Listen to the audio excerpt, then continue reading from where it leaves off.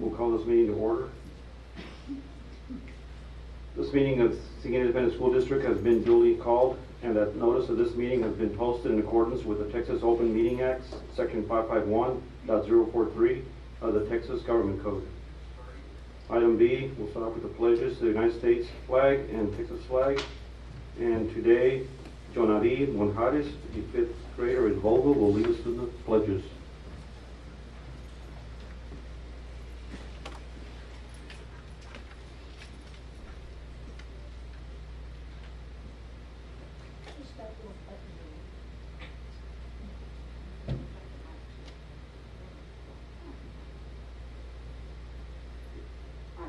Allegiance to the flag of the United States of America and to the republic for which it stands, one nation, under God, indivisible, with liberty and justice for all.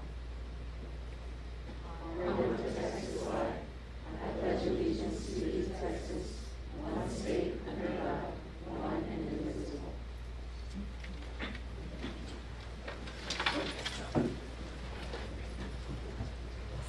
Before we go into a moment of silence, I would like to keep it the memory of Vicky de la Rosa. She dedicated half of her life with the Seguin Independent School District and also the community of Seguin at large.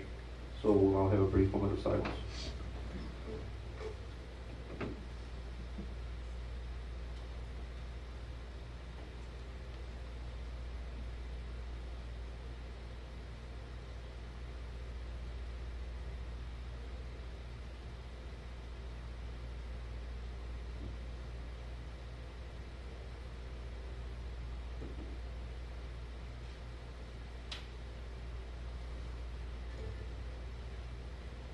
Now we'll move on to item 1C, which is the superintendent announcements.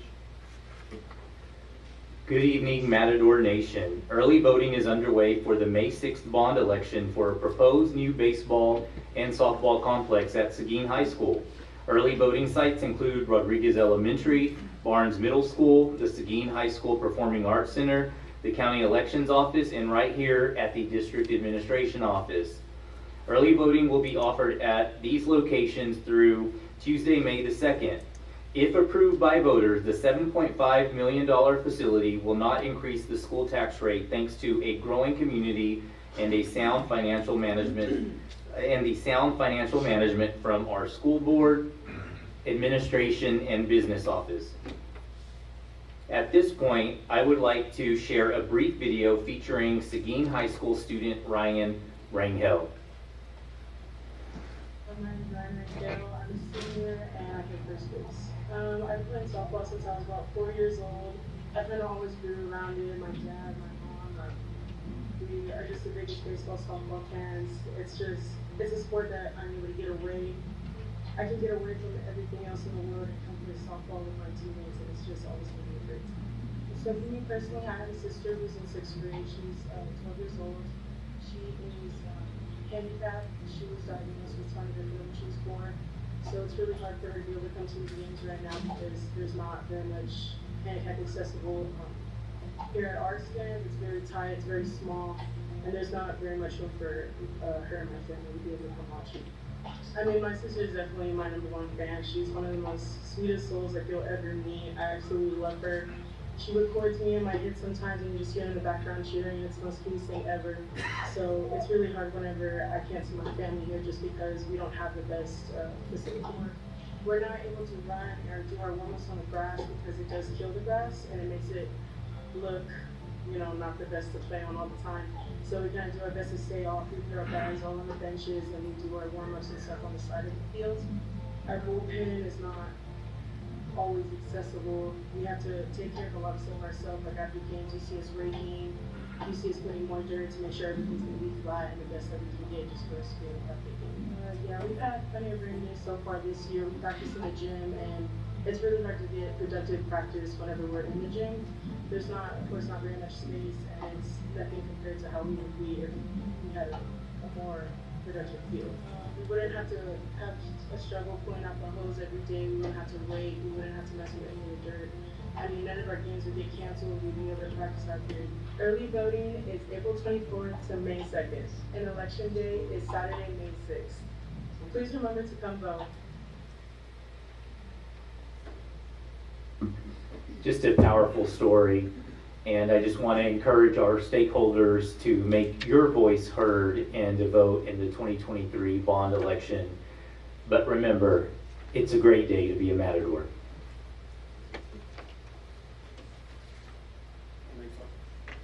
Our next item is 1D, board member reports. We'll start off on that. Mr. Remador. Yes, this month I attended Guadalupe County Appraisal District, and we were told that the appraised value notice will be going out to everyone. And I recommend that if you think it's too high, protest.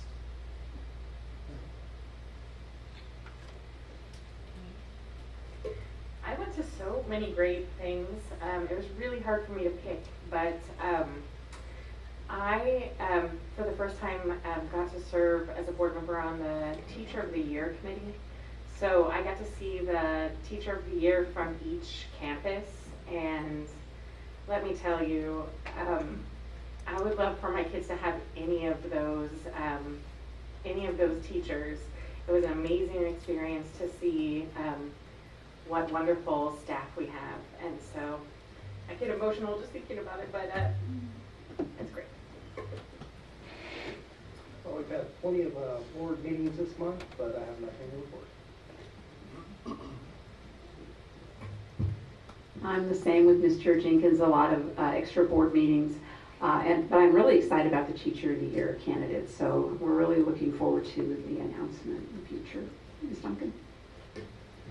If I had to pick just one, I'm going to go with being in attendance to witness the most amazing Master of Ceremonies that I've been to a lot of events, seen a lot of MCs, but Miss Nikki Biddings, the Queen, thank you for what you did during Mr. Matador at Seguin High School. How's that for an introduction? This is such a great event. You know, most things we are involved in up here get pretty heavy, but Mr. Matador wasn't heavy. It was just a great time to see all of our students that were there. They were having a blast. They were having a good time. They were very well behaved and just cheering on their classmates. And the guys who got up and participated in Mr. Matador, I give them a lot of credit because not a lot of them are individuals that you would normally see on a stage, much less dancing together and putting on this performance. So kudos to them. It was a wonderful evening. I was able to go to the Kite Festival on Saturday, which was absolutely fantastic. It was a great event for the entire community. So many wonderful booths out there. Student services was out there hustling about, making sure everybody was well fed and hydrated. It was great. Then we had Child Nutrition was also out there with their booth. Just a lot of staff, everybody, and then a lot of extra supports out in the community were there, just showing the community what's available for them to use. And then there was the kites. There was some really cool kites. There was a dragon kite that was like the size of Miss Duncan almost. And it was great. I prefer fun size. Fun size. It was fun size. And so it was a really good event, really great event, and I really appreciate everybody who came out on a Saturday, starting really early with the ball fun run, and then continue on till 1 o'clock in the afternoon. And then it was still going after 1 o'clock. Everybody was having such a great time. So thank you all very much for that community activity. And I, as the rest of the board members, attended several meetings, and I did attend a virtual MASBA, which is the Mexican American School Board Association, to review the new bylaws. They're going through some new officers, so they're looking at the new mission statement and other items. So now we'll move on to item number 2A, which is campus highlights. Mr. Ben Amador will introduce.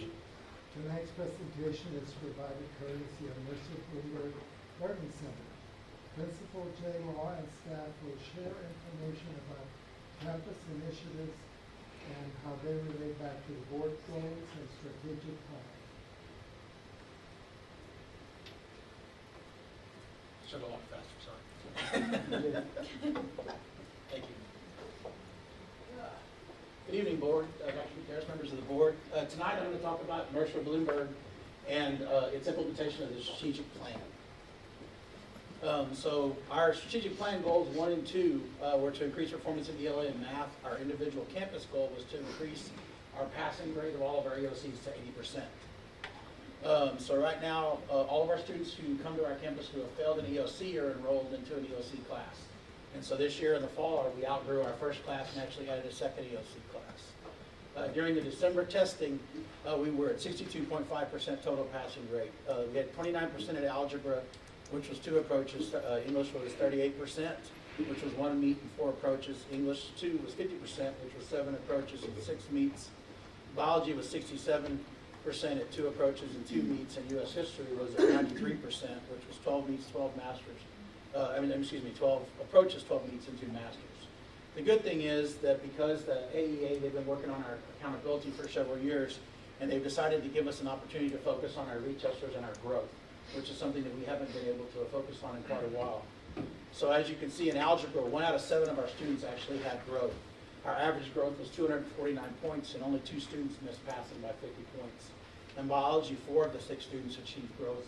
586 was the average growth, but 1 student grew to 900. She went all the way from paling to meets, and she had taken the test 4 times already.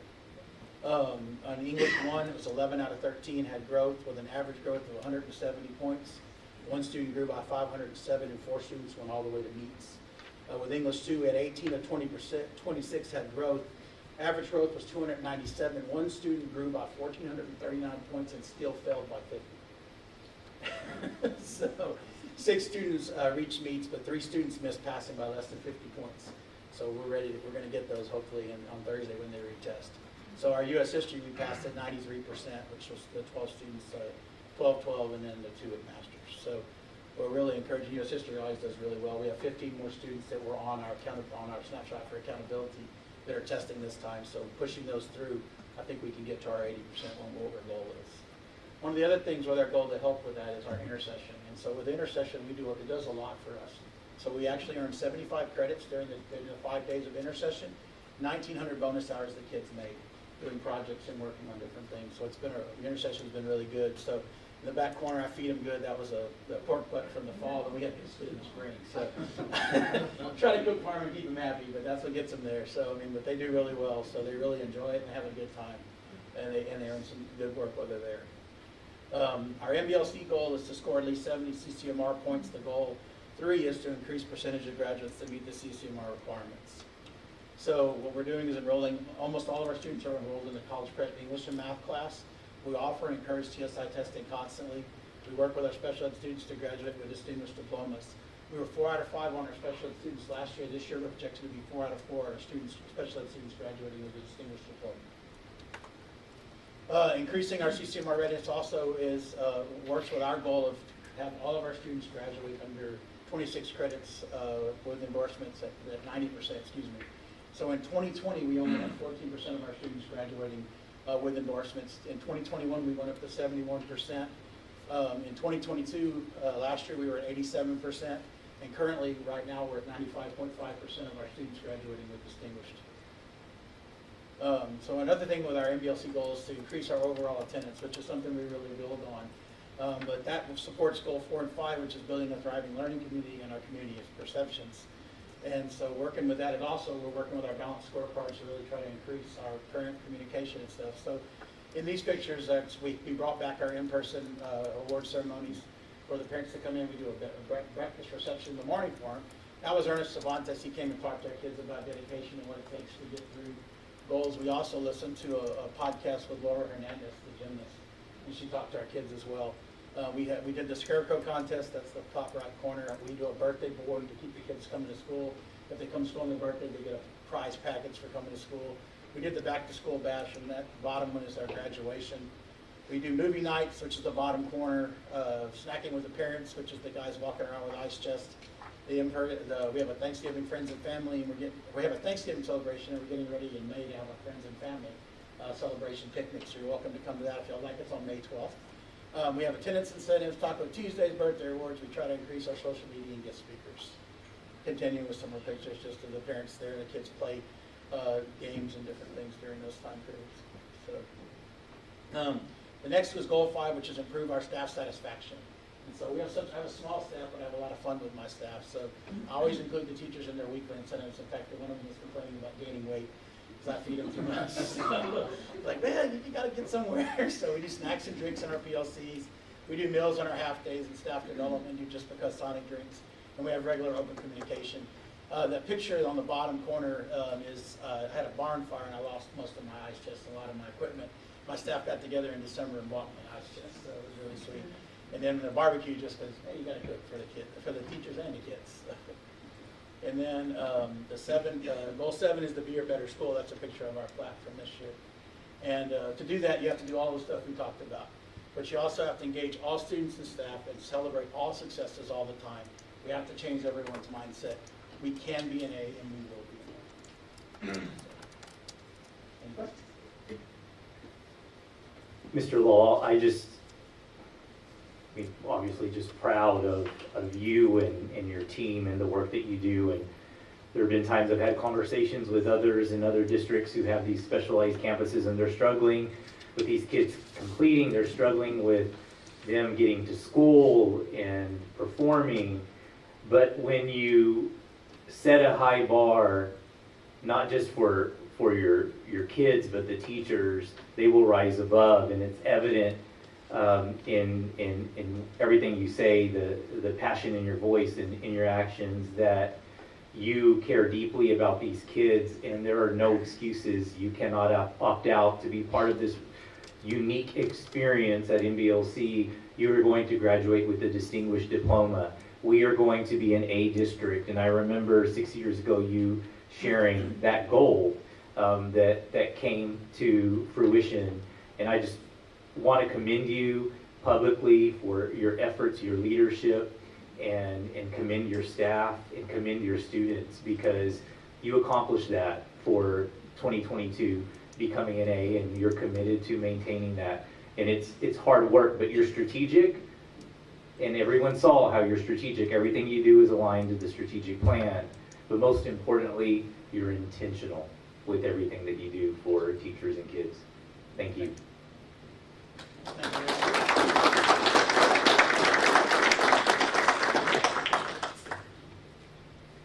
Now we'll move to item 2B, which is student, staff, community recognition. Dr. Gutierrez.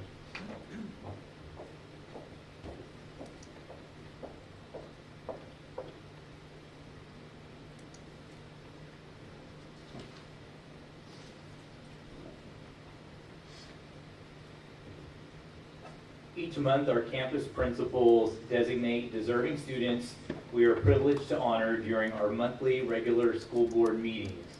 We are Matador proud to have one of these 3 students here with us tonight. When I call your name, if you would please come forward. Once you have an opportunity to be congratulated by our board members, we will take a photo with you and your family. Our student tonight is from Vogel Elementary School. Giovanni Monjades is a 5th grade student at Vogel. His teacher, Ms. Green, notes that Giovanni has an exceptional work ethic and is always putting his best effort toward academics. As a result, he is excelling in all subject areas. He is a natural leader among his classmates and sets a wonderful example for all of his peers. Giovanni's parents are Betty and Juan Monjades. Congratulations.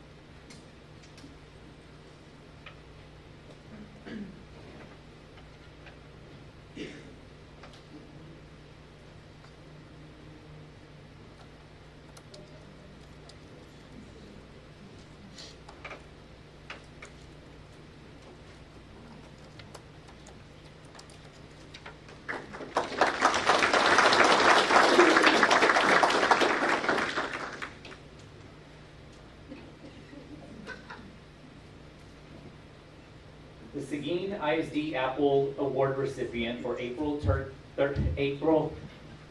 is a 13-year employee with the district.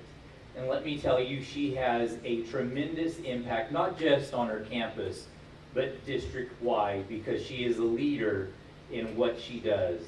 She started her career with us in the transportation department before serving as a paraprofessional at Pot Lawn for 2 years. For the past 6 years, she has done an outstanding job as the attendance clerk at Pot Lawn Elementary School. Ms. Rangel, the Pot Lawn principal, notes that tonight's honoree is a true asset to Pot Lawn and goes above and beyond in her role as an attendance clerk.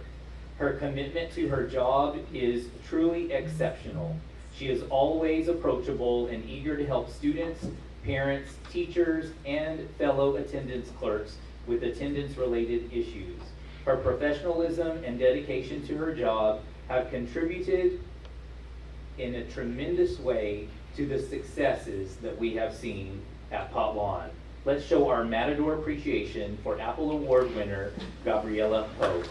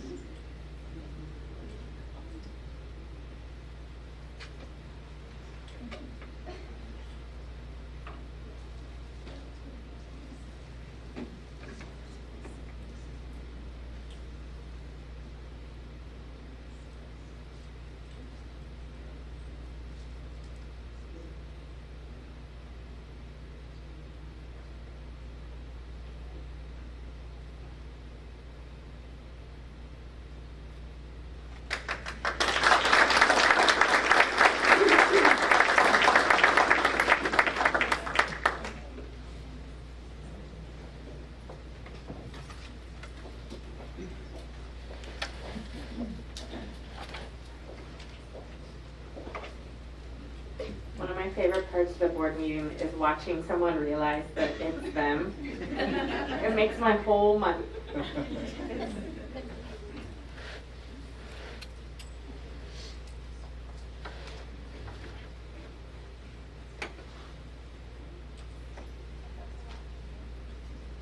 The next item on the agenda is 3, which is audience with the board, and we do not have an audience participation today, so we'll move on to item number 4.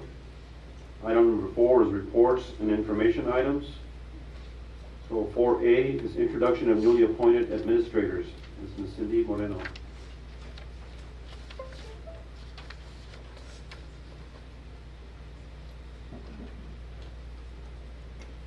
Good evening, President Guerra, Dr. Gutierrez, and Board of Trustees. My favorite part of the board meeting is introducing our newly appointed administrators. And we're going to start with Ms. Ofelia Santiago. Ms. Ofelia Santiago is our new Teacher Incentive Allotment Director. Ms. Santiago's leadership experiences as an assistant principal, academic dean, and program facilitator prepares her for the work ahead with TIA and Texas Education Agency. Ms. Santiago's educational background and experiences have given her a solid understanding of designing and implementing programs to help meet the academic, intellectual, and social needs of learners. Please help me welcome Ms. Ofelia Santiago.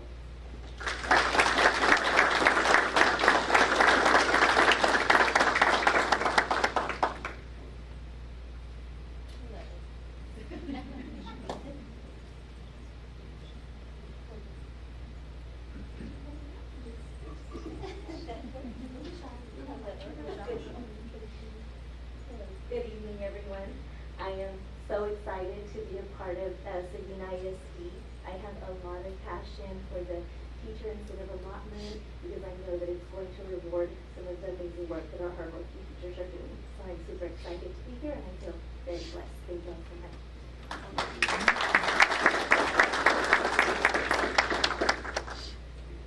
Next up, we have Ms. Christine Bettis. We are Matador proud to welcome Ms. Bettis to the new as the new Seguin High School principal. Ms. Perez was most recently the Director of School Leadership for Seguin. Her extensive experience in training and turnaround work at the secondary level has provided her invaluable insight into the current state of Seguin High School. Ms. Perez spent the last 4 years leading major change at a secondary level in San Antonio ISD. As her first year as principal of an improvement-required campus, Ms. Perez was able to meet standards in 1 academic year. In 2019, Ms. Perez attended Harvard University's Turnaround School Leaders Academy to further hone her skills in school reform. Mrs. Perez's ability to coordinate change efforts while providing consistent communication with leadership team members is what placed her as a front runner of all other candidates interviewed. Please help me welcome Ms. Christine Perez.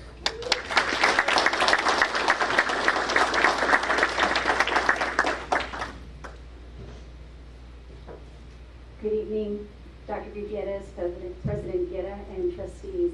To say that I'm excited is an understatement. I've had a blessing in being able to serve our students, our staff, our community, not only as a Director of School Leadership, but in my newest role as the 23-24 school principal of Seguin High School. I have learned so much just in being at the campus this last month, and it reaffirms my decision that being back on a campus is fulfilling an energy that was only fueled by my work with campus administrators prior to stepping in this role, and I look forward to continuing to make it a great day to be a Matador here in our district, not only for our students, for our families, for our fellow colleagues, but for our community, because it truly is my belief that our students are the best, and they deserve the best, and we will give them the best each and every single day. Thank you so much. Have a great evening.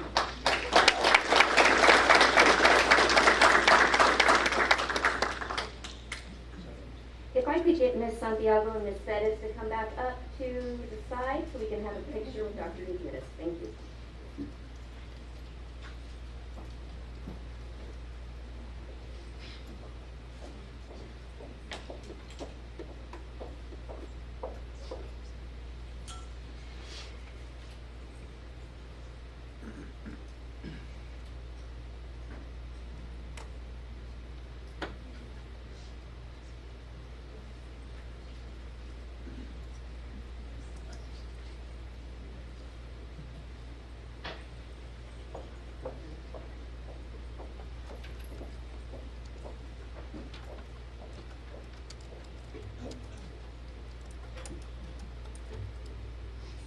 Now we'll move to item 4B, which is the Ombudsman Board request, independent investigation of resignations. Danica Murillo and Cindy Moreno. Board members, this was a board request that came in a couple of months ago. It's been a topic of discussion for some time now, and so we wanted to have this opportunity to share the work that's happening in human resources with not just new teachers, but teachers who are looking at making a change and how we gather that data to better serve. I think that's more important now than ever as we're starting to see an increase in teachers leaving the profession. And so they're going to have an opportunity to talk about what work they have been doing, what plans they have moving forward, and talk about how this person who could serve as our ombudsman could really be a value add to the school district in a variety of ways when it comes to really getting a sense of what's happening in classrooms, on campuses, what specific levels of support we need to provide that are beyond instruction, but looking at ways to really be laser focused on keeping as many teachers as possible in Seguin ISD. So good evening. In response, in response to a nationwide increase in employee turnover rate, the Office of Human Resources is doing its due diligence to discover factors contributing to employee resignation. And so currently, practices in our office include the following. We do administer a Seguin ISD exit survey through SurveyMonkey, and this link is provided to all employees who resign from the district. In addition, we have an additional exit survey with our teaching staff that consists of 5 questions and is conducted via telephone or face-to-face contact. And that's done by one of the newest members of the HR team, Christina Garcia. And we have follow-up contact with our new teachers who have resigned by our new teacher support specialist, Chantel Van. So Ms. Van has built such a great relationship with these first-year teachers and their mentors due to their resignation. And so as we review the data and as we think about our plan of action, not just to recruit employees, but to retain them, a couple of the things that we are brainstorming and thinking about doing is, number one, in terms of recruitment, is listing our postings on TASA Career Center. So it's not just our website, but we're trying to broaden our reach by posting those positions on TASA and trying to get them out statewide and recruit from other areas of Texas, especially for those folks that are looking to relocate or maybe looking to join their families in the area. In addition, the job fairs that I've been to recently have been a wealth of information because it's allowed me to network with different HR directors around the area. And so one of the things that I heard that some offices are doing is pretty much doing an HR on the go, right? So taking our staff to campuses so that people feel safe in being able to come to us and speak to us. It's not intimidating to have to come up to central office and feel like they have to make an appointment and they have to jump through all these hoops to get to us. And so we want to take our office to the campuses and provide a safe space for staff members to come talk to us, ask questions, you know, if they have questions about FMLA, which sometimes they are very confused about and struggle with getting information on, we're there for them, right? If they have questions about employee benefits or payroll, haven't run this by Mr. Hilbert yet, but maybe, you know, our business colleagues can join us on the campuses so that they can answer those questions. So again, as we continue to kind of think through how can we support our staff and how can we retain our best and our brightest, we really would like to hear more from you, the board, on what information you'd like, what guidance you can provide us, and just generally what your thoughts are around the idea of an ombudsman for the district. Or any other questions you may have about resignations and recruitment. No, I just had a question. So, like, for example, a pattern. I'm sure this is part of the process that's going to be involved in the pattern and see if something stands out, a common, so that would help as far as the board to make it. Yeah, definitely identifying those patterns. And right now, you know, there are some factors, of course, that we can't control. You know, sometimes our staff members leave because they wanted to go take care of family, or sometimes our staff members realize that teaching may not be what's best for them, or other factors come up, right, that are outside of our district's control. But we definitely do want to identify the pattern in those areas where we know that there are things that we can do to help support our staff.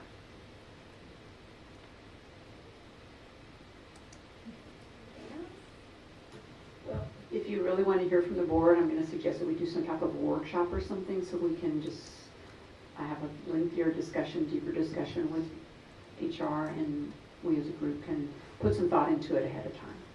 Thank you. Thank you.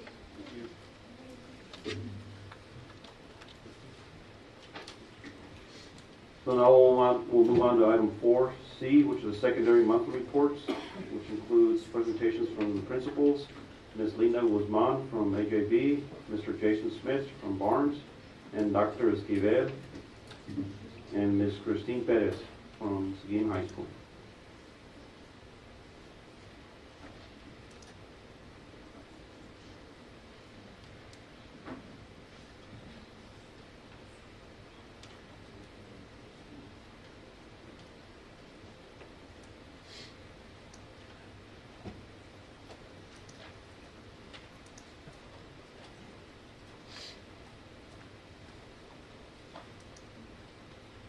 Good evening, President Guerra, Dr. Gutierrez, Board of Trustees.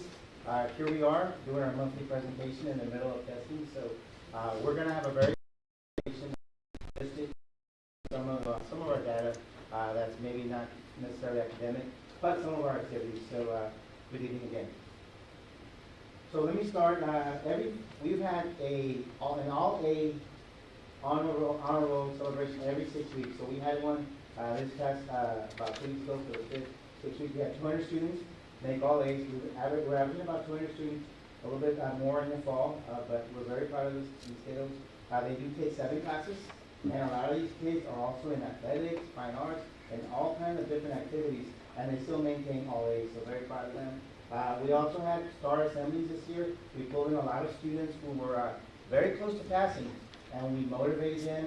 Every one of our administrators spoke to them that they could do it, that they're very close, that we're right there. So that was a lot of fun. The kids were excited.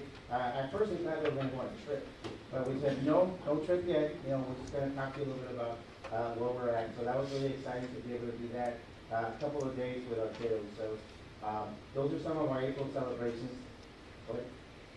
So Mr. Randolph is going to talk about attendance. Some of the data that we did want to present to you guys is our attendance data. We've been pushing a little bit harder this spring semester with this. We've been doing weekly competitions between classes. In April, we just finished up our exam exemption month for perfect attendance. Make sure that our kids are here during our boot camps in April to get them ready for that STAR test. And so we are hovering about 2 to 3 percentage points higher than we had been last year. And we're trying to keep that momentum. Kids are struggling to get here. So we're going to up those weekly challenges with everybody and make sure that we're promoting that attendance with our classes there. Next, I want to go over our discipline data. We set a goal this year to reduce our out-of-class placements by 10% from what we had previously. We made some strides to do that. We were able to add a reset center, a program for students that don't necessarily have some extra, and work with our reset person to identify kind of what caused that behavior in the moment, and then get them back into class that day. Usually about a 10-minute turnaround to get them back in, and we work with the teacher as well to kind of repair some of the things that how they went back on students. So I think Ms. Pettis wanted to talk a little bit too.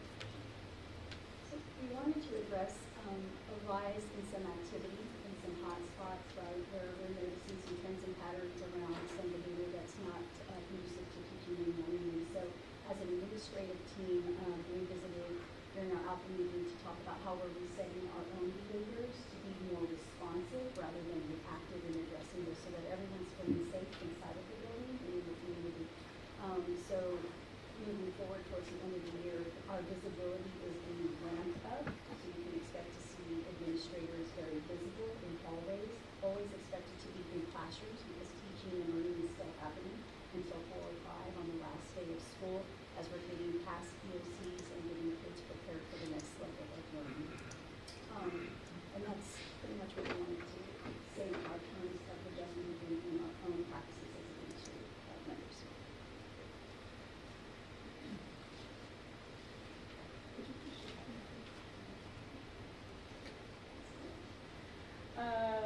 So our EOCs kicked off today with English 1. Students seem to be working very hard. They did spend a good amount of time. We had to make a few adjustments because they were taking a little longer than we had anticipated, which is good. So they were taking it very seriously. From comments in the afternoon classes that we were able to see, teachers felt that they were using the strategies and information that we've given them during boot camp. So we're very optimistic about how that's going to show. English 2 happens tomorrow, and then we are continuing our boot camp focus in biology and U.S. history that will test next week, and then Algebra 1 that will test the following week. So just keeping the boot camps going, keeping those strategies and that focus for students so that we can have them with the most up-to-date, most current strategies that they can do so that they can show their knowledge and perform well for us on those assessments.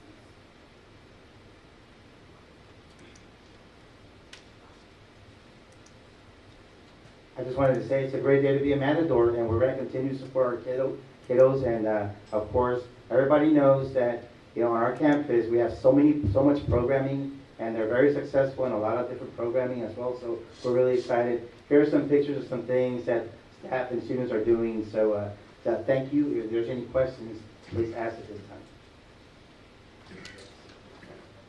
Oh yes, we do have decision day, a big time day for all of our seniors, where they declare where they will be going in the fall. So that's going to be Monday, and it's also going to be live streamed. So I think Ms. Hearn has already confirmed that. So we welcome everybody on that day. It's going to be at the Student Activity Center. Powerful, powerful day to attend if you want to see. It's just kind of like signing day for athletics, but it's for academics. So really excited. This is our 8th annual decision day. So really excited to be able to give our community and our students and our parents that day for them.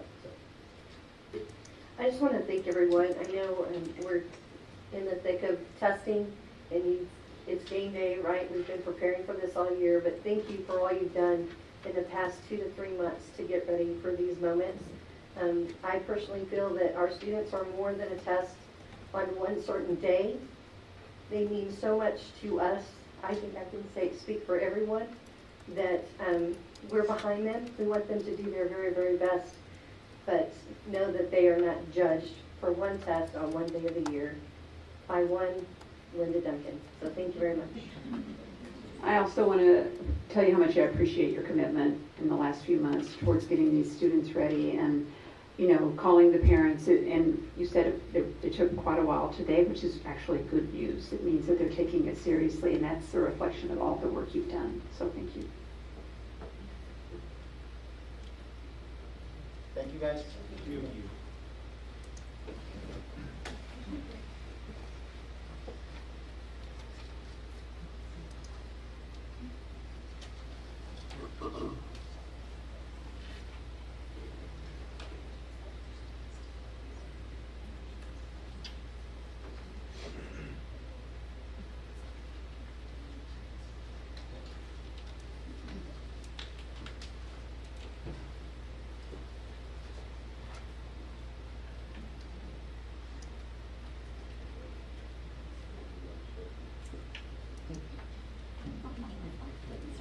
Good evening, Dr. Gutierrez, President Guerra, Trustees.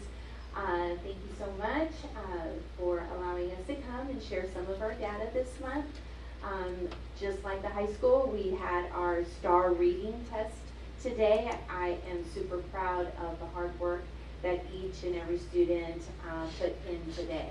And so we're just going to kind of go through some attendance and some discipline, but I just wanted to put that in there. And I know Mr. Schmidt was also very proud of his students for doing such a hard work. It's nerve-wracking for them, but it really starts with the adults being present and just letting them know it's not all about the test. We just want you to do your very best. All that you've learned this year, let's show it now. So, get started. Oops. Okay, so attendance for HAB. We took a little dip, but we're still higher than what we were last year, and that's what I keep telling my students, my staff, parents. We just need to keep getting higher. Our goal is 95%.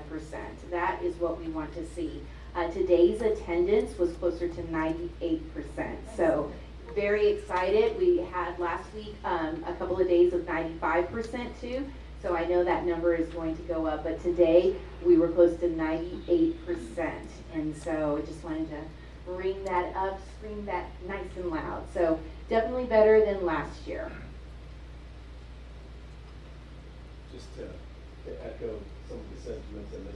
Guzman made, we hit 98% today. We had 14 kids absent.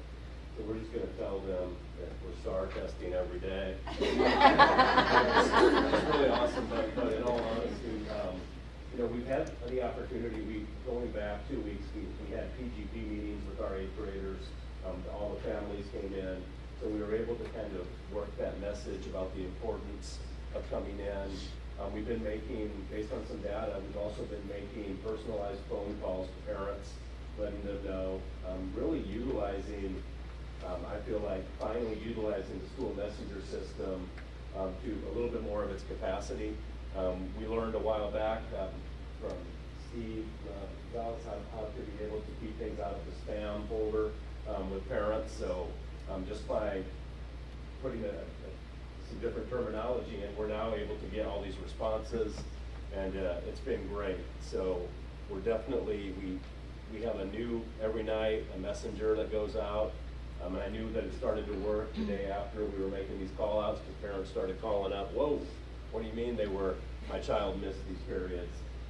So we were able to focus our message a little bit more and kind of hone that in on what we wanted to talk to parents about, and we have seen a little bit of an upswing. So the whole personalization piece, I think, is really big.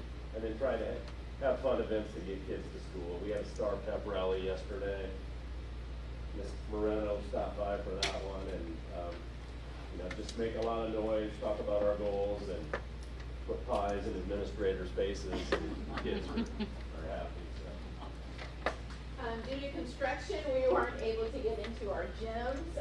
They were being done, but we made the best of it by bringing our students into their pod areas, showing a video, an encouraging video that my coaches did, and then of course giving them a pep talk, just so talk it out, because we really wanted them just to feel comfortable today. So attendance by numbers, these are our Fridays. As you can see, those are just kind of a bit of struggles. As we get closer to the end of school, we start seeing the decline on Friday. So we've just been really working with our teachers to call students, get them excited about our PDLs. And so right now we're hitting 87 was one day. I think that's been the lowest in a while. So we just have to keep our eyes on that and making sure that we call our students. And just to, once again, that was a half day when we kind of went down to that 87 and that 86. We're still trying to shift that culture and communicate with folks too, that half day doesn't mean it's optional. And there's some different things like in the spring, as Linda was mentioning, sometimes Fridays tend to be that way. We need to be able to continue to communicate with parents and continue just to communicate that message overall. All right, so staff attendance, we've actually done a little bit better in staff attendance. Same thing, we just had a lot of the flu, the stomach bug, things like that. But just like Mr. Schmidt said, it's building that culture of we've got to be here. We've got to be here for our students. We expect our students to be here every day, and we also, as adults, have to be here every day. So we've been working on that and with the incentives as well. I'll let you know how that's going. So that's something new that we've started here recently. So basically continuing to have conversations, taking it even back to some recommitment meetings that we had with our teachers a little bit earlier in the spring. If we noticed attendance issues, really having direct conversations. We've definitely had a few of those. And then, like I said, turning that into a recommitment, talking about this is what we would like to be able to see. And then just trying to be, sometimes being very direct, like, you know, Ms. Bernagel gets to handle a lot of those early phone calls in the morning. And there's times where there aren't any subs, and it's, you find out at 6:45 or 7, it's like, you know, if there's no temperature, we really need you to try to come in so we can get something figured out. And every day, it's kind of a battle.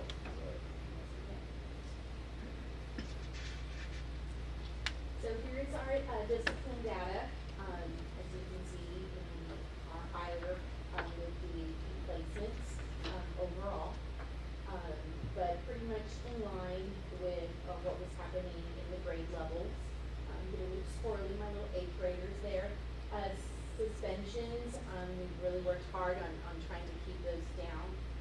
Utilizing our ISS and TAP, keeping them in school as best we can.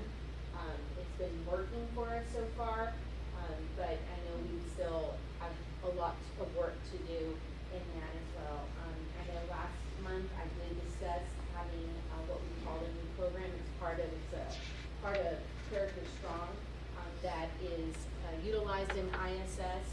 It's called Ripple Effects, and so it really targets some of the things like substance abuse, just tardiness where that can lead, conflict resolution. So we are utilizing that this month, and we started it last month. So we're hoping that shows some gains there with our students. So we've had spring is here. You can definitely tell. And it's not just sometimes students wanting to try to walk down the hallway with their friends and sometimes be a little bit loud, but you can tell. And similar to a full moon, we have definitely been. I really appreciate what we. Kind of some of the support that we got from the district, which basically we were able to make a message and to send out a message, and we were encouraged to let people know that in the spring, I'm not going to sacrifice the education of students that are wanting to be there for something that happens behavior-wise. We're going to address it. If it's serious misbehavior, we're going to, at times remove a student, especially as we get closer to our culminating in the computer test and all of that.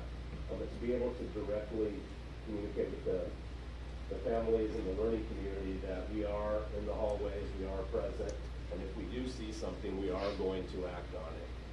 So that's the message that we've been sending. And we've also, we have a little bit, our setups are a little bit different. We use some grant money, but we do have a couple teachers that work for one period that work in a restorative setting. Be able to have conversations with students, and I remember a long time ago, Dr. Gutierrez, when he came in, talked about sometimes being a superintendent. Sometimes we age in dog years and things like that. And at middle school, I feel like having done this for a few years, they keep you on your toes. So we have to be responsive. We have to try to bring our families in. And really just to be there, be present, and be vigilant in the hallways to support learning. And keeping the communication lines open at all times, reaching out to parents, having those difficult conversations, allowing them to share their frustrations as well, but being receptive to what they're saying, because we know we have their children, and we want to show them the utmost respect as parents, but never to break that bond or that tie that we have with them. So,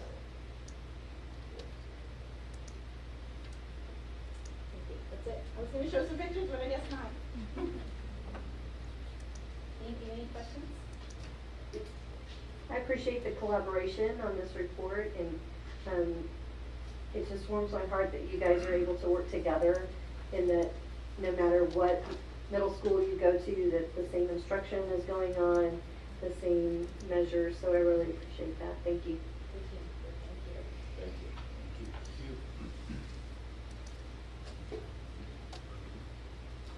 you. Move on to item 4D, which is the Vogel Elementary School Campus Redesign Update. And Ms. Allison Pate and Rhonda Jubilee.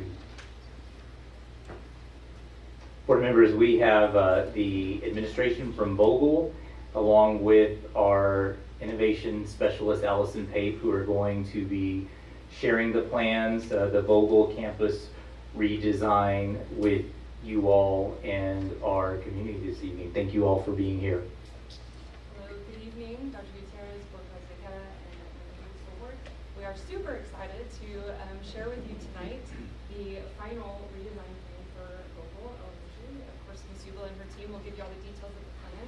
I'm here just to provide a little bit of context and make some connections to larger district work. As a reminder, Seguin is part of the System of Great Schools Network, which is the CEA organization that really focuses on district problem-solving approaches. We are one of 22 districts in the state of Texas who are part of the System of Great Schools Network. By joining these networks, we really took a bold statement and said that in Seguin, we want to do things differently. As a district, we really want to laser focus on finding the things that are working at schools and replicating them, finding some things that maybe aren't working at schools and adjusting them, and most importantly, just constantly engaging in a collaborative problem-solving approach. The System of Great Schools has these levers that they recommend for districts to follow. It's really a framework for areas of focus and how we do our work. For today, I'll point out lever 2 about expanding great options. And in particular, it talks about districts executing at least one strategic school action per year based on campus performance. So it asks us as a school district to really think about our overall school performance and identify a school that maybe has the potential to try something different, and to take that action. And so Vogel is that one of our campuses who is engaging in action. I'll point out the middle school redesign would also fall under that umbrella of strategic school action. So Vogel redesign, at the end of last year, Vogel was eligible to apply for what's called the School Action Fund grant, which again is a type of TEA grant that really allows for a whole school action. SAF Cycle 6 became open.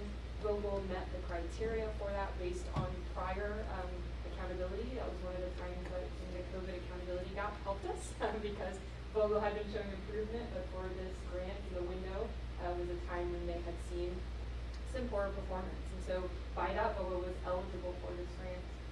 They received for this year alone, just for planning, $192,000 for one school year to allow for a planning of the campus redesign. And we are excited that they now are eligible for a continuation grant, and we have already submitted the application for that and expect hopefully to be awarded that. And that will be $500,000 for an additional 2 years. Part of the Cycle 6 grant, you see the required elements that are here on the screen. So with overall school actions, TEA says there are some things that we want you to do, and there are some things up there that you've heard at prior school board meetings. And so these are the things that are part of the model that Vogel is engaging in.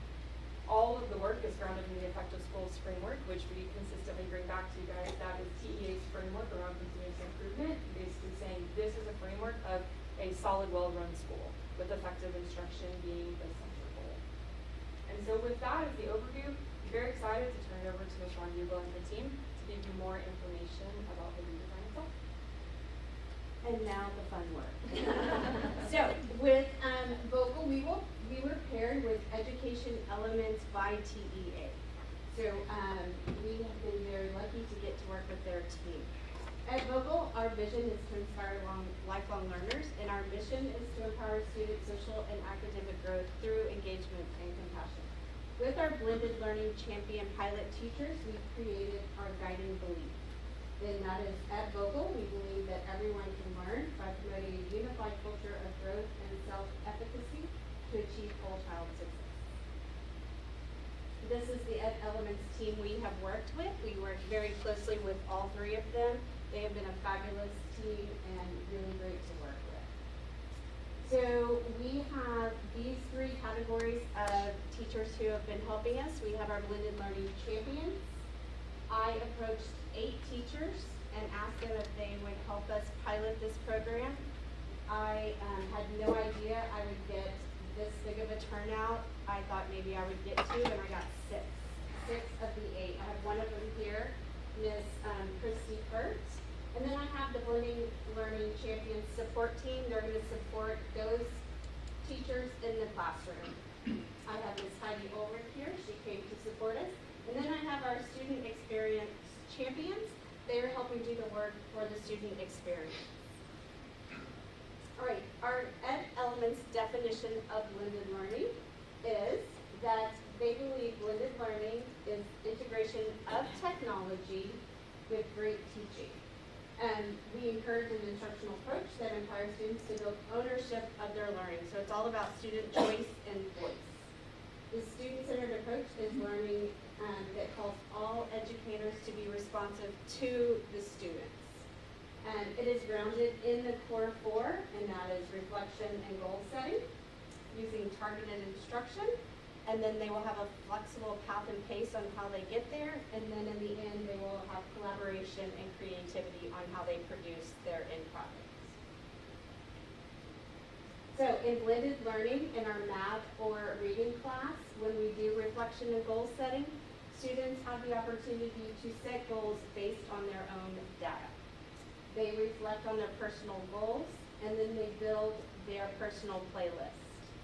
And they will be able to articulate their strengths and their weaknesses, which they do, and then they will select the stations based on those personal goals.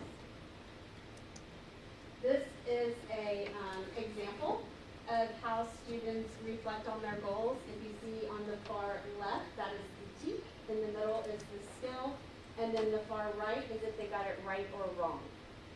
Then they talk about the teach they need to practice, and then they will talk about the skills that they need to practice, so they will actually write it out so they can speak to that.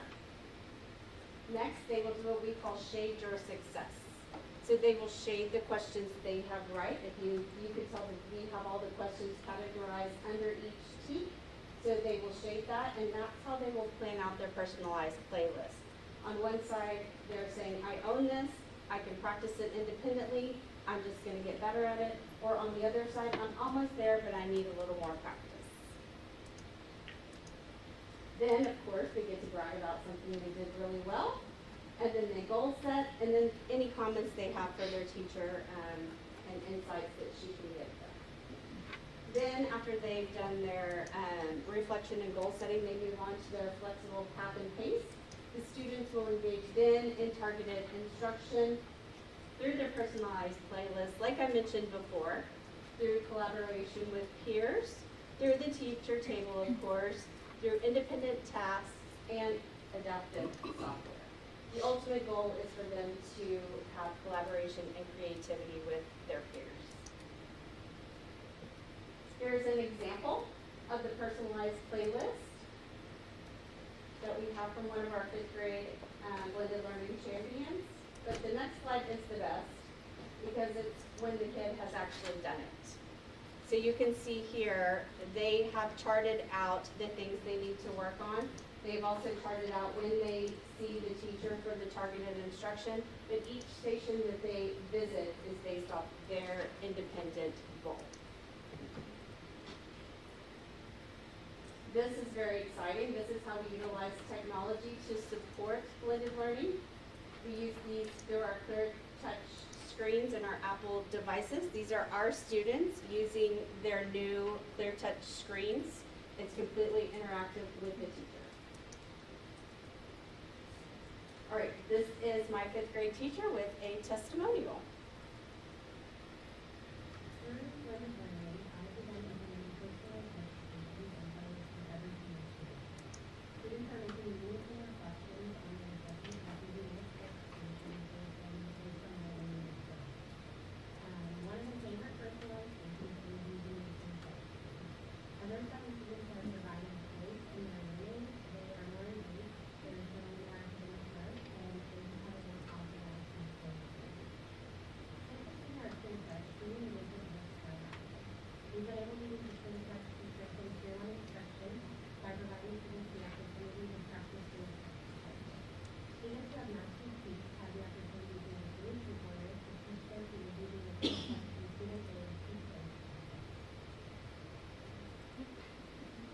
All right, so I don't know if you caught the last sentence, but we had a student who mastered her benchmark. So she went on to the creativity portion, and she created in the creation corner, based off a teak of her choice, a station where kids could choose to go to, and they were taught by that student.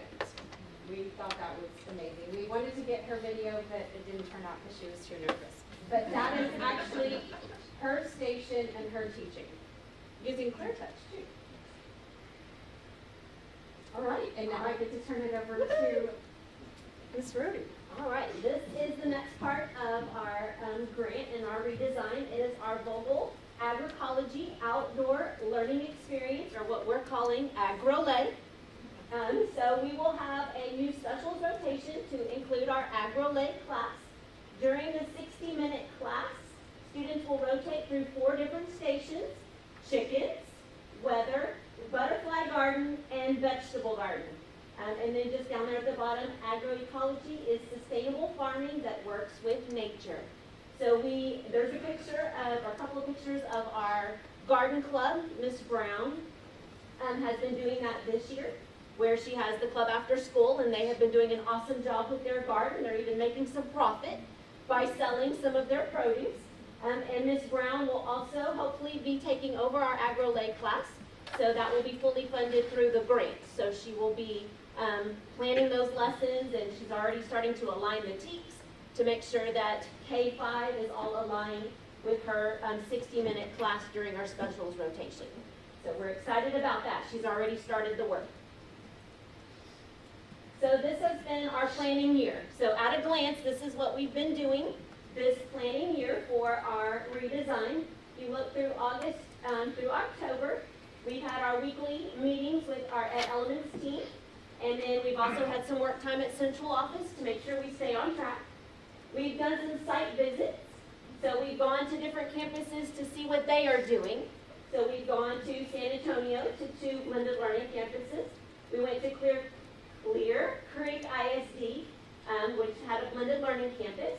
And then Grand Prairie ISD, which we saw a fine arts campus and the environmental science campus as well. Then during that time, we also created our teacher champion groups, which you saw earlier on a slide. Then as we moved into November and December, we continued our meetings and work time with Ed Elements and with Kate over here. Ed Elements came and did a site visit during that time. We had a student focus group where we asked students questions and what they wanted in their campus. We had a foundations training for our blended learning champions. Since they were the pilot group, Ed Elements came and did a training for them. And then we started work with our AgroLay student experience. Then January through March, our BLC site visit, we went back to Clear Creek. Our teachers had a lot of questions, so we took them there. Like, let's ask the people that are doing it. Then we had a parent focus group where we were able to ask them some questions and got some awesome feedback. Again, Ed Elements came back for another visit. Our clear touchscreens and Apple devices were delivered, and teachers were trained on how to use those. And then we had our teacher recommitment meetings, letting teachers know that this is the path Vogel is taking, and are they ready for that? And our Apple planning session, we got to go to Apple, and we were able to see some new devices and learn how to use them. And then as we kind of move into April, and as we finish out the school year, we are presenting our final plan to right now. And then May, we have some community presentations coming up to let our community and our Vogel family know what's ahead for next year. And then May 4th, our Gate 4 deliverables are due to TEA, so Ed Elements is helping us with that. And then on May 30th, our continuation grant application, our deadline is approaching. So that's kind of our planning year at a glance. But we're going to win. Yes. All right, so just to wrap it up, these have been the phases of our work from Ed Elements. So in our beginning, we had to understand the current aspirations of our campus. Like, where did we want to go? What was our goal? Next, we had to build that foundation, and that's what we did with our blended learning champion. Next, we had to design what we wanted to sustain and what we wanted to replicate. Then in the next area, we want to reflect on that data that we created and got from this year to build on to what we want to do next year and plan something that we can sustain for ever. So this is our plan, and we've had a great time. It's been a lifesaver. Like I said, Elements has been great. We've had great support. We have great feedback from parents and kids. So we're really excited about this. And if you have any questions, please ask. I just want to say it's refreshing to see how many teachers are committed to this in those committees. I think it's over half your staff. It was really, I invited 8, and I thought, wow, I just need 2. Yeah, it's really exciting. And I have to say I'm very intrigued by these clear touch screens. I feel like I need to come over there and come play with it. Yes. Does every single campus, grade level classroom in the campus have one of those? So in our planning year, we had a budget to purchase 4. Okay. We have to collect data on the usage. Okay. And then we can see if we can buy more. We have to turn in that usage and our data to TEA, and we have budgeted to put one in every classroom based on the usage and what TEA sees fit. So the 4 that you have, do they roll around? Yes. Okay, so most everybody's been trained. As often as I can. Yes, I still. Well, it sounds like you have a little more money coming up the next few We do. budget years, We do so have some hopefully, more money. I hope it's successful. That is our plan. Yeah, this is really exciting, so. It is super exciting. good luck to y'all. Thanks for putting in all the hard work. I have a quick question.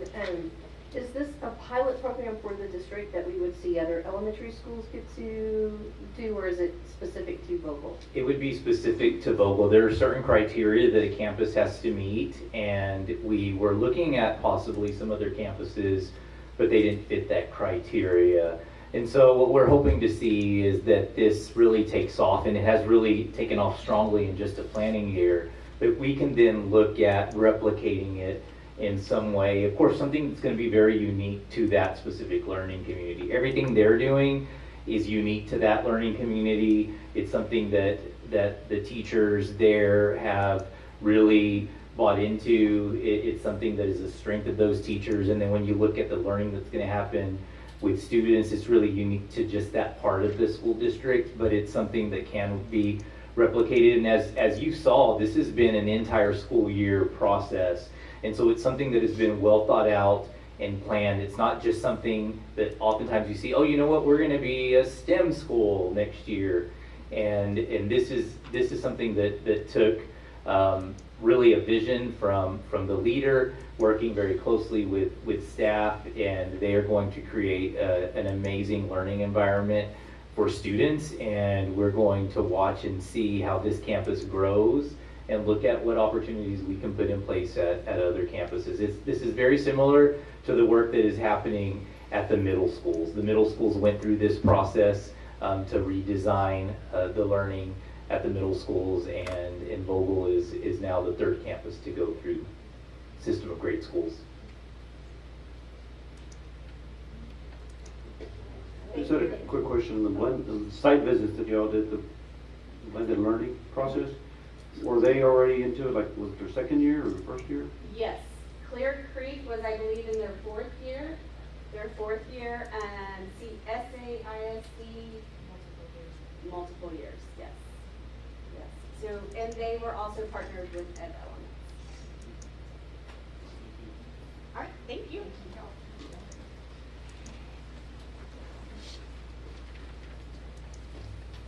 The next item is 4E, and it is the Seguin ISD bond construction update. And we have Perla Romero and Robin Opa.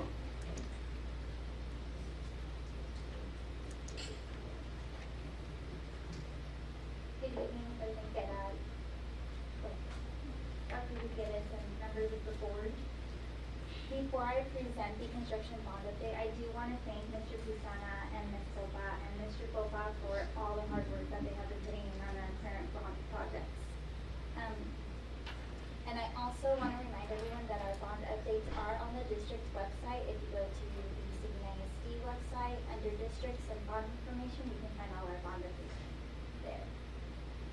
We will start off with the bond 2019 update, and I am going to call Ms. Popa to give you the update.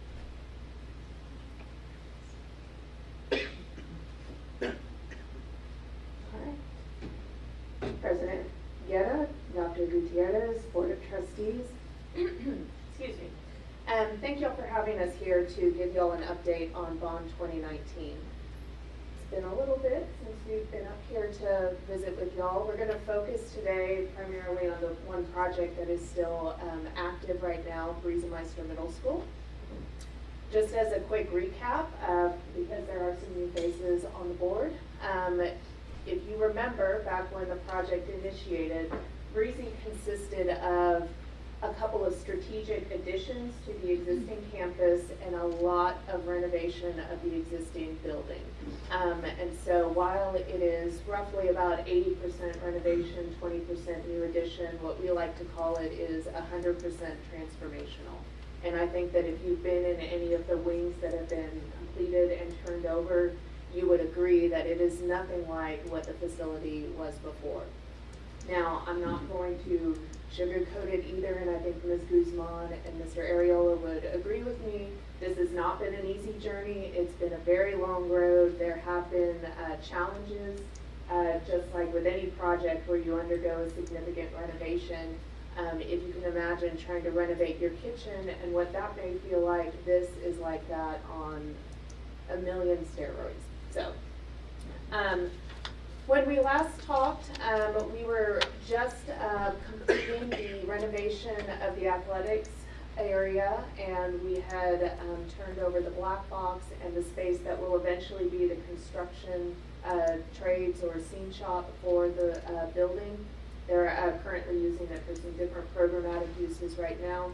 That was turned over for the start of the school year 21-22, and the contractor then moved on to infill the space that used to be the open air area between the two classroom wings, which is now the brand new cafeteria for the campus, as well as the southern classroom wing. We had anticipated that the cafeteria and the northern classroom wing, which eventually will be the 8th grade classroom house, would have a targeted completion of August of 2022, and that the southern wing, which highlighted there in green is the 7th grade house, was going to follow about a school year later in May of 2022. There, of course, have been some hurdles that we've had to go through. COVID has definitely affected not only material and supply chain issues, but it's also had a real big effect on the labor shortage, and so those are some things that we've had to kind of work with the contractor to overcome. So we ended up actually turning over both of those areas in August of 2022 in time for school year 22-23 to commence. So then the contractor moved on to the next phase, which was the fine arts area, which included mostly a renovation of the existing fine arts wing, but if you recall, there was that open-aired semi-courtyard that was there kind of as you circulated your way to the smaller gym. We infilled that and created an actual mariachi rehearsal space. We targeted that that would be turned over in sometime in the spring of 2023, and that has been completed. The contractor is currently now working on the last southern classroom wing, which is kind of hard to imagine when you go out there because it really is wide open, and if you drive by it, you'll see it. But they're also working currently on the front office and the library, which, if you remember back to what AJB used to be, that was the cafeteria, the loading dock, the kitchen, and that open-aired dining area that kind of sat in the heart of the school. So we've capped the roof off there, we've infilled that. That is going to be the new library for the school, and what used to be the delivery dock is now the true front entry of the school. We are anticipating that that is going to be complete and turned over in the summer, this coming summer, so it will be open and ready for fall of 23-24 school year. And then the last piece that we have left remaining is to work on what used to be the one standalone building out at that campus, which through this redesign has actually integrated all of the facility under one roof, and that'll be renovated into special education rooms and CTE spaces, and then to finally zip it all up with the common corridors that will kind of connect all of the different wings that have been completed over the year. And just knowing some of the struggles that we've had in both the labor and the materials, we are anticipating that some of that is likely going to push out into the fall. Just kind of quickly going through some photos. These are some completion photos of the fine arts area. If you've had a chance to go through that, I keep using the word transformational because it's hard to believe what it used to look like. So we've got the main corridors on those top two photos, the main corridor outside of the art, and the brand new art rooms. There is now a black box in the facility which doubles as the drama classroom. The mariachi room on the top left and bottom picture, that used to be that outdoor open air courtyard, and infilling it has given that program a place to flourish. Moving on to a different part of the school, we have turned over the weight room. I believe Coach Daly is currently working with the athletic department over at AJB to quantify the weight equipment that's going to be going into that space. And then the picture on the right is what will eventually be the future library. So you can see the state of construction that it's in right now. And then this is the last area that's really remaining to be kind of finished. We have the main entry corridor. So the top left picture is as if you were coming through the secured vestibule after you get dropped off. There's going to be this nice big corridor with some lots of natural light coming in from the clear stories.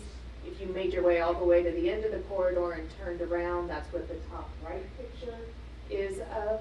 The 6th grade house on the bottom left, that is a picture looking into what will eventually be the collaboration area for that classroom pod. So each one of the 3 classroom houses has a collaborative space that's very similar to what you see out there right now in the 7th grade house and what will eventually be the 8th grade house. I think the 6th grade is currently using that. And then another picture of the main entry corridor. And then just finally, the top left photo, if you've driven around the back and you've seen the covered canopy that brings students in from the bus loop, we are also building a similar type canopy up at the front to really kind of announce this is the entry, this is where you come in, this is where you get dropped off. A lot of safety and security issues can be stemmed just from proper identification of where that front door is. So really making a very pronounced signal and sign of where the main entry is for visitors goes a long way. We're about 79% of the way through construction. That's anticipating really kind of wrapping everything up around October sometime. There's also a lot of other site elements that we still have to finish, the tennis courts and some landscaping elements as well. And then just a quick snap at the financials. We still have 44% of our contingency left. We started off with one that I would say was probably a little bit on the lean side, given the fact that it's a renovation project, but we knew we needed to be aggressive with that in order to meet the budget. And so we've really done, I think, a really good job of working with our contractor and working with the facilities department here in making sure that the money that we do spend, we're doing it judiciously. So with that, I will answer any questions on that.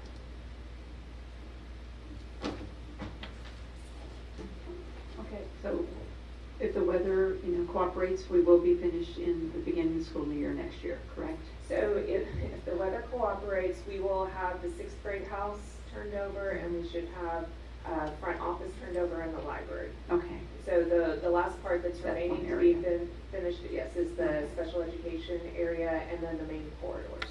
All right. And I'm very happy to see that loading dock disappear and the locker mall disappear. I'm very happy to see those 2 things. And it really is looking quite fabulous. I think it's going to be the new showcase for the community. High school's kind of old school now. Where's the high school? We're all excited. We're over that. So this is it. Once you get this, especially this front side done, because right now it's just a mess. It's all construction, but I think it truly is going to be a showcase. So thank y'all. And I wanted to thank Ms. Romero for mentioning Mr. Paisana. He's hiding back there somewhere. Yeah, we haven't seen him in a long time, and I think he's sleeping at Breezy. Spending a lot of time over there. So thank you, James, for all the work that you've done as well. I just had a quick question on the city, as far as the permitting and the coding, is that be coming along pretty? Yeah. There's a lot of delays. I keep hearing delays for housing, but I was wondering how it. No, we had a very small I'm not even really going to call it a delay, but we just had some permitting comments that we had to work through at the beginning of the project. We got through that really easily. We actually were pretty proactive in meeting with the city early on in the project. We walked them through the design because we knew that this was going to be a difficult project for them to kind of lead through when just having a set of drawings land on your lap. So we had a couple of meetings with them to talk about the strategy. The phasing is, as you can tell, was really intense. Trying to do a basic complete campus renovation while keeping it occupied and operational, it was definitely a challenge. And so we wanted to make sure that they were aware of our strategy. They had a couple of things that they wanted to make sure that we implemented, such as your fire lines having to be connected, even if it's on a temporary measure, in order to provide that sort of fire fire safety system and how to be active. But we were pretty proactive in meeting with them. So we had just a couple of permitting things that we had to work through, but it was achieved and it hasn't been an issue since.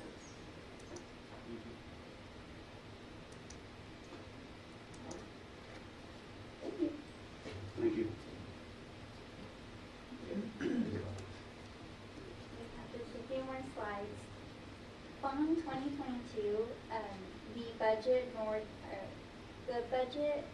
the projects have not changed, so this is just what you saw from last time. Same with the timeline, we are still sticking to our timeline and nothing has changed. For bond 2023, I just want to reiterate, there is no tax rate increase for this bond. Do y'all have any questions? Thank you.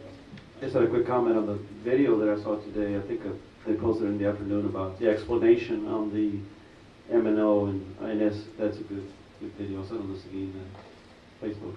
Good explanation on the two and why there isn't a tax break. Yeah. Thank you. Thank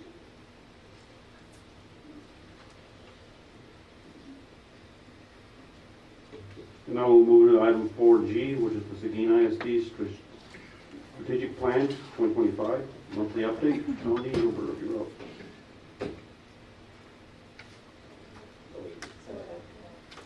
Yeah.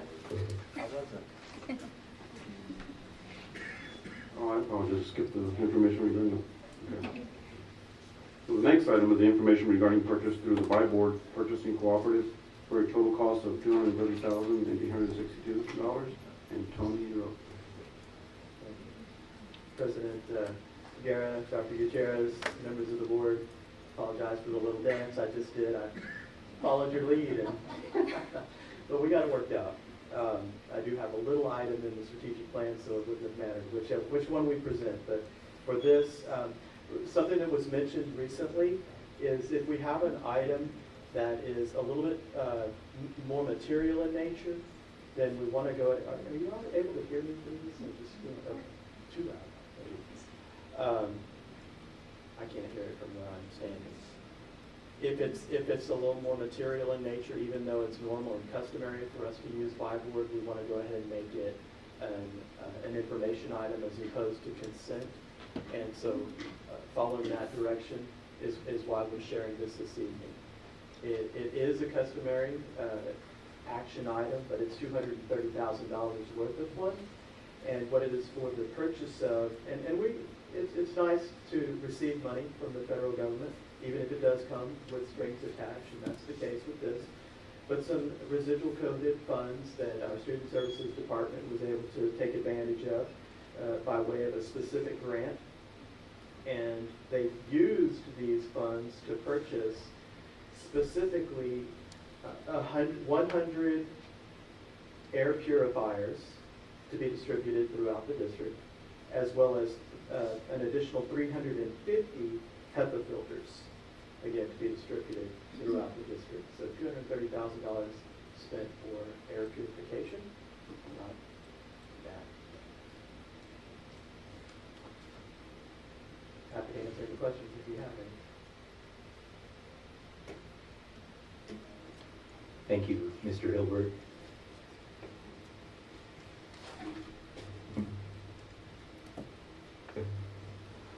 So now we'll move to item G, which is Seguin ISD's Strategic Plan 2025 monthly update. I see Tony's name on here, but Trustees, our innovation specialist, Allison Pape, is going to provide the monthly strategic plan update with support from two members of the superintendent's leadership team.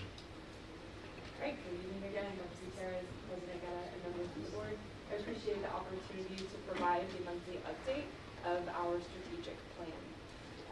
Again, we always provide the overview graphic, which just gives a good summary of the strategic plan. It is grounded in our 4 strategic priorities, really with a laser focus on our 7 strategic goals. Our task force members came together to identify 30 performance objectives as shorter-term measures to accomplish those 7 goals. And then, of course, we have 80 strategic actions that we provide updates to you guys on. We adjusted things a little bit this month because our dashboard showed that our strategic actions were all on track primarily, and we didn't have any changes in status. You should have received a copy of that dashboard in your board communication this week, and we will always provide that directly, the complete dashboard monthly, so that you can see each of the 80 actions and the status.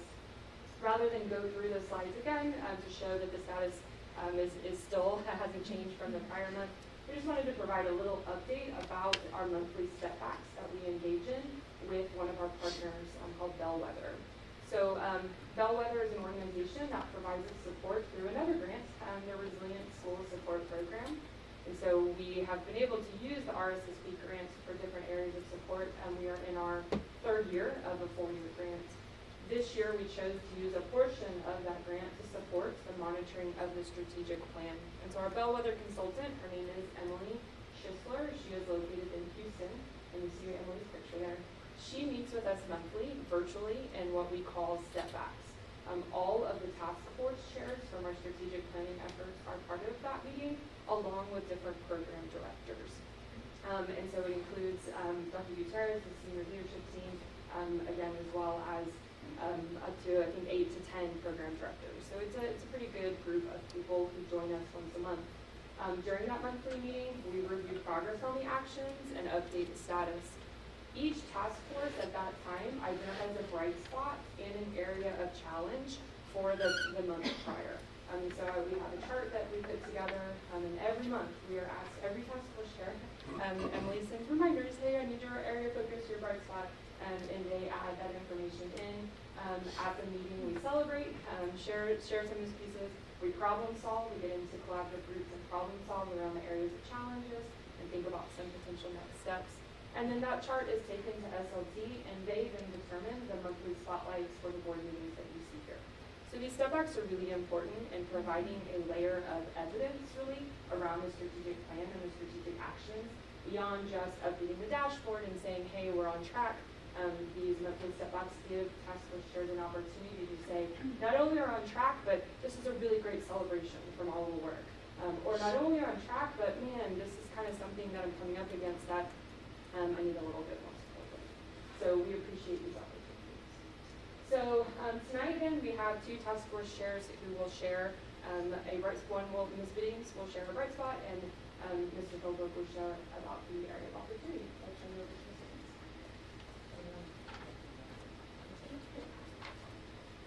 Good evening, President Guerra, Dr. Gutierrez, and our Board of Trustees. Tonight, under the school safety and discipline, our performance, our highlight for tonight is AJB. AJB is seeing a positive growth in attendance and a decrease in the discipline as well. We have a monthly behavior coordinator, associate principal, assistant principal meeting, and this past April we invited Mrs. Guzman and her entire team to come and present the wonderful things that they are doing on their campus. It was well received by the assistant principals as well as the principals. That's normally our meeting, the assistant principals and associate principals, and we invite all the principals. And the feedback that came back from all of those campus leaders, hearing from their own, who's there in the trenches, going through it, was phenomenal. We will continue with that with our next meeting. That's actually next week, where the assistant principals will be presenting some more things that they're doing to finish out the year. So it was a very great, productive meeting. And it's something about hearing from your own who's there.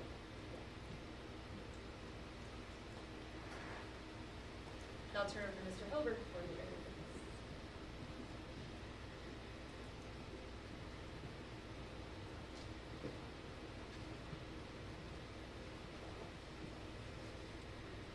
So the area of focus or challenge, opportunity, as Ms. Tate put it so well, has to do with the land purchase that we're trying to make for a middle school. As you know, what we need is approximately 40 acres. And to find 40 acres in an area where we're projecting the need to be, but it's not too close to the other 2 middle schools that we currently have, but not so far away that it's so remote that it's of no value either. So those are some challenges, coupled with the fact that, as Mr. Amador alluded to earlier, you probably recently received your property values, and you know what property values are doing, especially land when it comes to the Seguin area, and we're certainly feeling that. There are some opportunities, and we're fielding those. We're working with a group at the moment. It's in its infancy. Whether that will work out. The real challenges that we face, to be a little bit specific so you kind of get an idea, is not just the size of the property, but what we need is access to utilities. Ideally, certainly we need water coming in, but also we need sewer going out. And that right there can be very difficult to find. It can also be extremely difficult to tie into if it's not close by. So then you are faced with the challenge of possibly putting a septic system or self-contained system in for a large middle school. That's not ideal. But if you have to, you have to. That's what we're trying to avoid. And then there's the additional challenge of making sure that you have sufficient access. What we're really looking for is something that has two access points, two roads going down two separate sides of the property, as opposed to what you see in most of our campuses is one road going across one side of it. Now, even in some cases where you have access on two sides, like you have at Bogle, you still have some challenges when it comes to traffic. But you have opportunities that you don't have when you have a single access point. So I'm not saying that two accesses is going to solve all our problems, but it certainly gives us a lot more opportunity than one does. Those are the challenges. And do we have any questions? Any suggestions? There have been some suggestions that we push out in social media and just make it known that we're looking for land, and so our communications department, construction department, you guys are working on that. Well, maybe you'll find one before December 31st. Just kidding. That's the goal. Yes, we had an interesting time problem solving that in our collaborative group. So, a lot to consider. I don't know.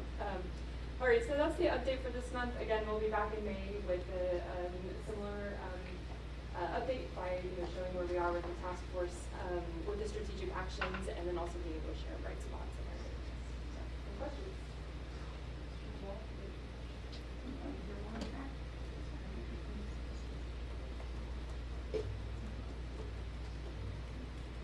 Next item is number 5, closed session, and we do not have a closed session today, so we'll move on to the next item,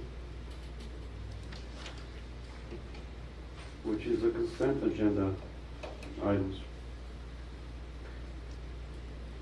which is consider and possible approval of applicable policy. BE local states that the consent agenda shall include items of a routine and or recurring nature grouped together under one action item. All such items shall be acted upon one vote without separate decision unless a board member requests that an item be withdrawn for individual consideration. The remaining items shall be adopted under a single motion and vote as applicable. 7A, approval of board minutes of public hearing, March 22nd, 2023, special meeting, March 22nd, 2023, regular meeting, March 28th, 2023, and special meeting April 5th, 2023. 7B, approval of the tax collection reports for March 2023. 7C, approval of proposed budget amendments and financial statements for March 2023. 7D, approval of donations received March 2023. 7E, approval of investment reports for the third quarter ended March 31st, 2023. 7F, consider recommendations for teacher term contracts, probationary contracts, and employment agreements for teachers and other non-administrative staff, and termination of probationary and term contracts. 7G, approval of a new employee agreement for professionals and administrators. 7H, information regarding purchases through the DIR Purchasing Cooperative for a total cost of $56,829. 7I, personnel information, professional employees. 7J, Acknowledge Public Information Acts request, March 2023. Do I hear any comments, or does any member want to pull? I'd like to pull 7G. 7G, this approval of new employee agreement for professionals and administrators. Yes. And Cindy Moreno.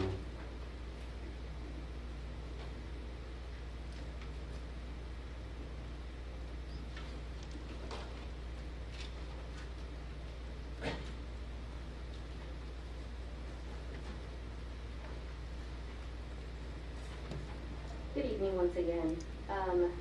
Earlier this year, we dealt with a employee situation, and I got some feedback from Eichelbaum. She looked over our existing employee agreement, and it was outdated. And so she suggested that we update our template that we use. Just wondered if you'd give a couple examples so the public could understand the kind of things that we updated. It's the entire document. I know. If they're just like a, I don't know how else to say that. She was just saying the verbiage that was used in the older contract was outdated and we needed to update. So the older version worked almost like very similarly to a Chapter 21 contract when it shouldn't, because it's an employment agreement. And so should there be any type of issue, we should be able to separate from the employee who is on an employment agreement. There are several folks just on the superintendent's leadership team who are on an employment agreement because they are not certified educators. That would be our chief financial officer, that would be our chief communications officer. And so what an employment agreement should look and operate very differently than a Chapter 21 contract, where we all know that a Chapter 21 contract, there are protections in place for certified educators, and our employment agreement operated very similar to that when it shouldn't have.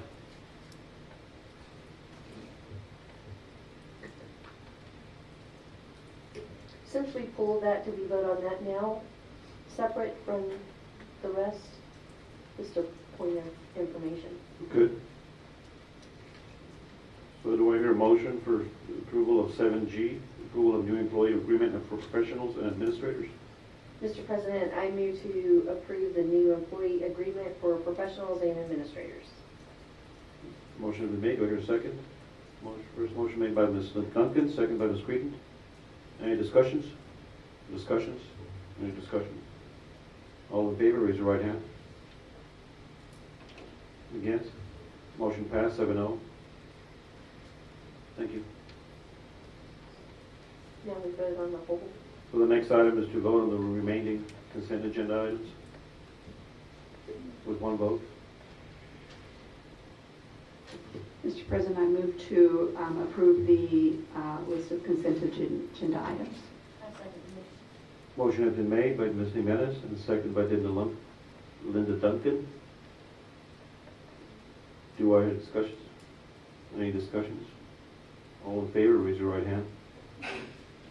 7-0. Motion passed. Next item is 8, which is action items. 8A, resolution for bad weather day. Cindy Moreno.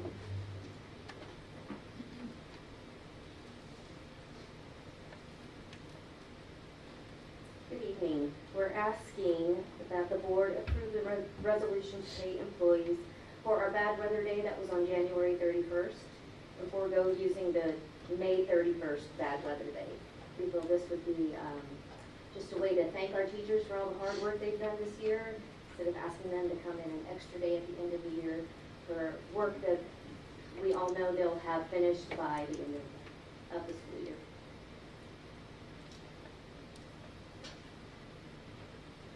Mr. President, I move that we approve the resolution for the bad weather day. Motion you made. Do I hear a second? Ben Amador. So motion was made by Cindy Jimenez, second by Ben Amador to approve 7A. Any discussions? I just wanted to thank the board for approving this resolution, which would, had it not been approved, had we not come to the board, it would have required, as Ms. Moreno said, our teachers to come. You know, and typically when you have consecutive days of bad weather, it would have been different had they needed to come and make up 3 or 4 days. But to have to come back after the last day of school would have really been difficult for our teachers. And so we are looking forward to communicating to our teachers that the board adopted this resolution. I think it is going to be a morale booster because many questions have been coming in recent days about whether or not teachers were going to need to come on May 31st. Thank you.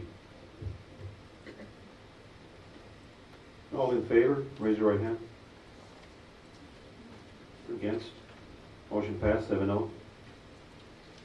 Next item is 8B, is the instructional materials allotment, TEKS certification, and we'll have Mr. Steve Gonzalez.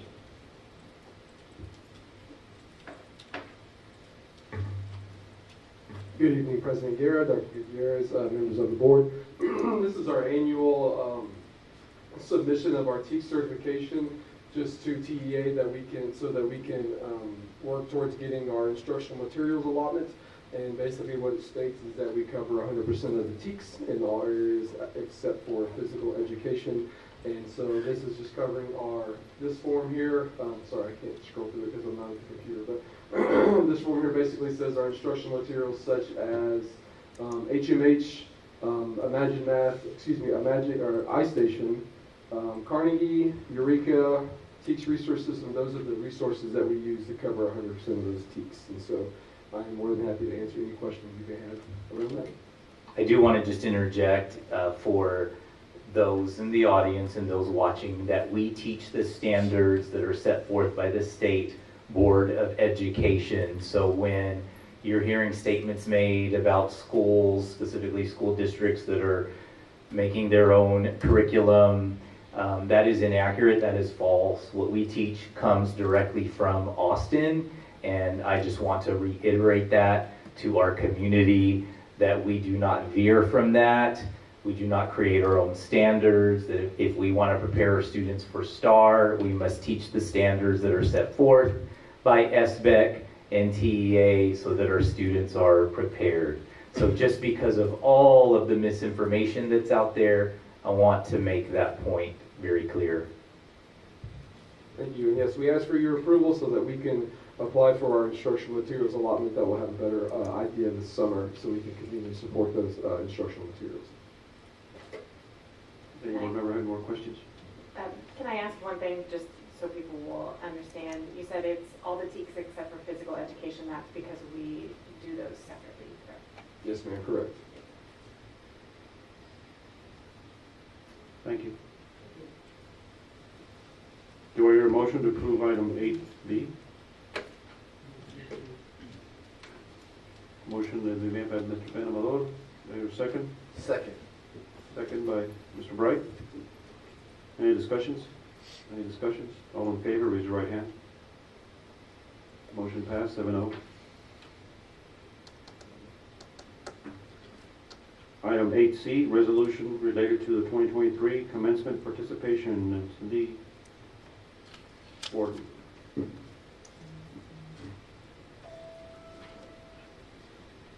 Good evening, Dr. Gutierrez, President Guerra, and the board. Ms. Cindy Borden, Director of Federal and State Accountability, is going to go over our resolution. Good evening, and thank you for the opportunity to speak with you.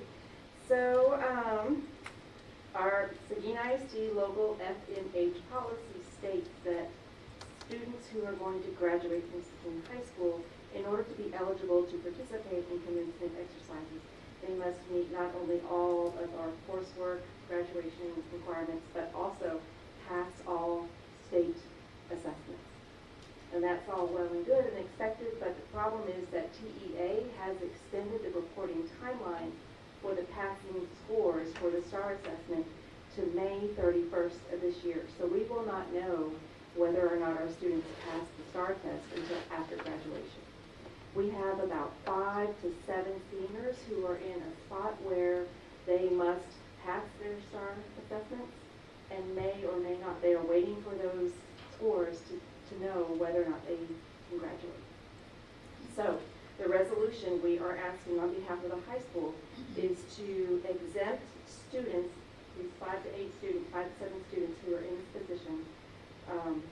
They have completed their required coursework, but they are still awaiting their test scores. So we are asking to exempt them from the FNH local, which would allow them to participate in the graduation ceremonies along with the students who are receiving their graduation diploma. These students will be, they will know that they are just being allowed to cross the stage. They know that they still have to pass the required assessments, and they are not receiving a diploma at this time. Any questions? And just for clarification, like, if they don't pass, which is very unlikely that they will, but if they don't pass, then... Great question. I'm glad you brought that up. If they don't pass, then they have to come back and take the test in the summer, and then hopefully after that opportunity they will have met their graduation requirement. So they are still expected. We are not asking for an exemption from the state assessments. We can't ask that. We do expect them to pass their assessments, but they will have an opportunity in the summer, in the last week of June. Any more questions? Thank you. Do we hear a motion to approve item 8D? Motion made by Mr. Jenkins, second by Ms. Benamador. Any discussions? Any discussion? All in favor, raise your right hand. Motion passed, 7-0. Item 8D, approval of the general contractor for classroom expansion and Ball Early Childhood Center. RFC SP number 23-04. Tony, you're up again.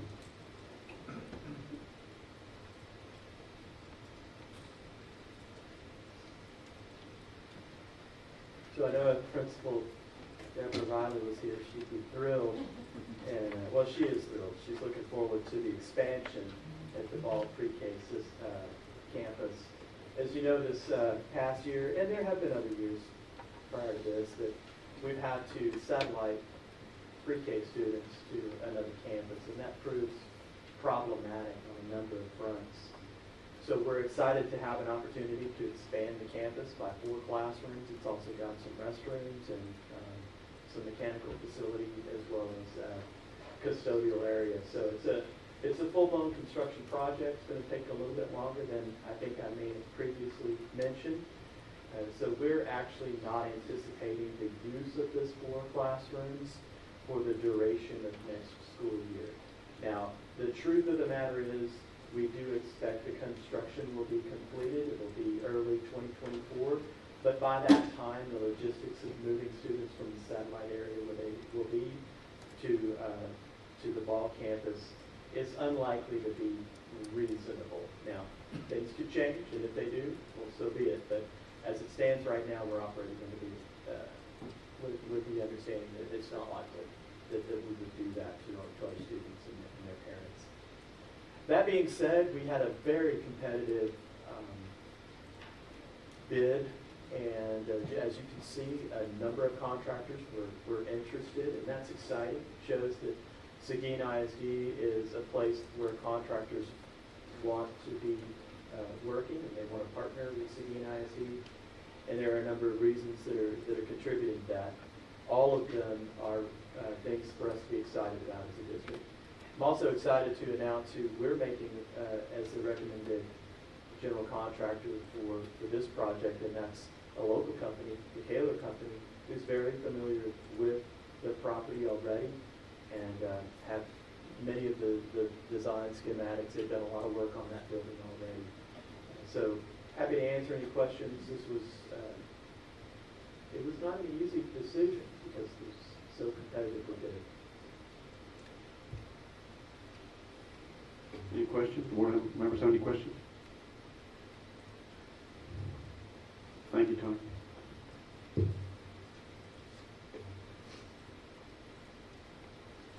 Do we hear hear a motion to approve item 8D? Mr. President, I move to approve the general contractor for contract expansion in Ball Early Childhood Center. Second. Motion was made by Cindy Jimenez and second by Liz Duncan. Any questions? Any questions? All in favor, raise your right hand. Motion passed. I want to thank you, members from the Kaler Company back there. Thanks for sticking around towards the end of our meeting, and we're happy to see you back in the loop.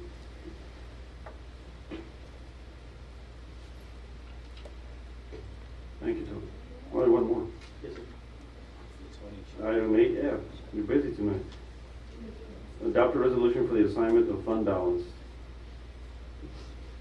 So, as you're aware, the teacher incentive allotment program from the state is something we're excited about. It's a lot of work, and it will continue to be a lot of work.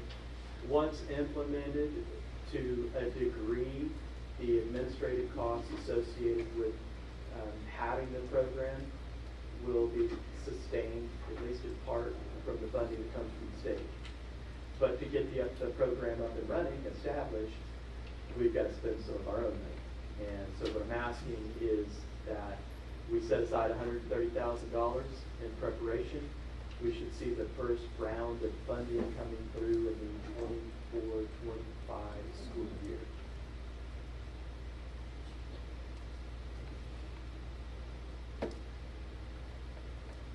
I don't see anyone that I can confirm that with, but I'm pretty sure it's the 24-25 school year.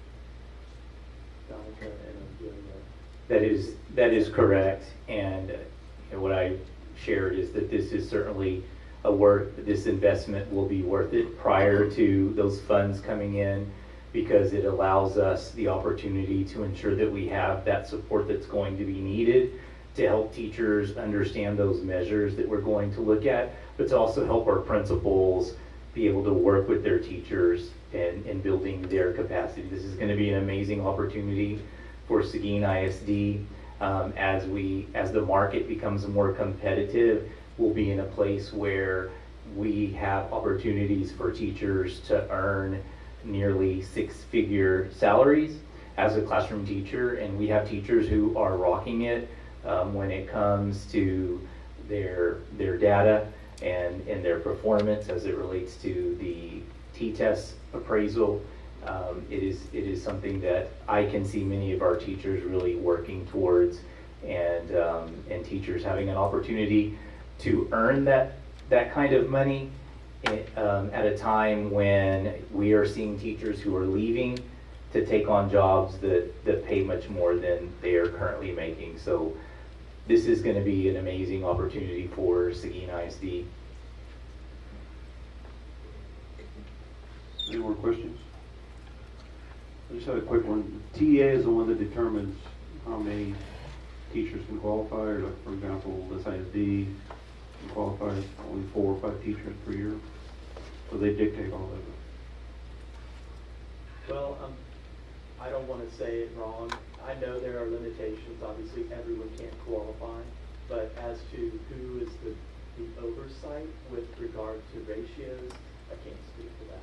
I think we've already seen a presentation before. I'll just have to go back and review it. Any more questions for Tony? And we'll have an upcoming presentation on this because it is a big investment that the board could potentially make in TIA, and not only an investment of dollars, but the investment of time and resources that we're putting forward as a school district. There will be an opportunity for us to learn more about TIA and what the requirements are going to be to meet the different thresholds. And so that's going to be what determines the amount of funding that is going to go out to teachers, contingent upon the number of teachers that meet those specific measures. And as each year goes on, there will be opportunities for more teachers to qualify as we develop the measures for other areas, because the hope is that we get to a place where all teachers have an opportunity to qualify, whether you teach 7th grade math or you teach band. We want to make sure that teachers have opportunities to earn that extra income. Correct me if I'm wrong, but you had an opportunity for teachers to review the information? What was the feedback from the teachers?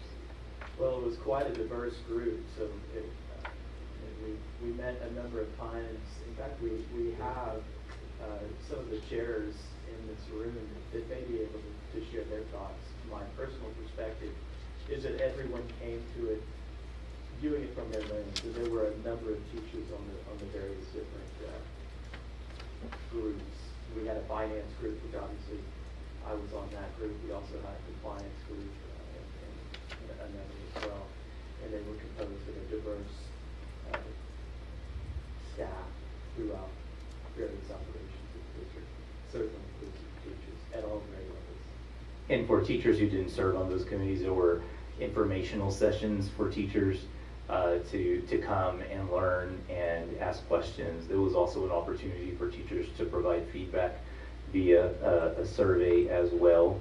And we can certainly share that survey data with you all too in the next weekly communique so that you all can see that. But I think it's because it's a lot of information. It's going to be important that we provide you and, of course, the community in a board setting that opportunity to learn more about TIA. Now that we have a TIA director in place, we have that person who's going to be the point of contact, that person who's going to be able to provide us with updates on a regular basis as well. And I'm assuming that other districts around us are all getting more involved with TIA as well. So we really don't want to lose our teachers to them. Yeah. Correct, and we want to stay ahead of the game and be at the forefront of it. More questions? Thank you, Tony. So do I hear a motion to approve item 8E, adopt a resolution for the assignment of fund balance? I move to approve item 8E. Motion has been made by Mr. Jenkins. Do we hear a second? Second by Mr. Wright. Any discussions? Any discussions? All in favor, raise your right hand. I think it's a great opportunity for the staff here at Seguin ISD. I know there's other facilities that are using this, and my niece is involved in one of them. So I've been talking with Dr. Cantu before he left for quite some time about this. I think it's going to be a great opportunity for our teachers. All in favor, raise your right hand. All against?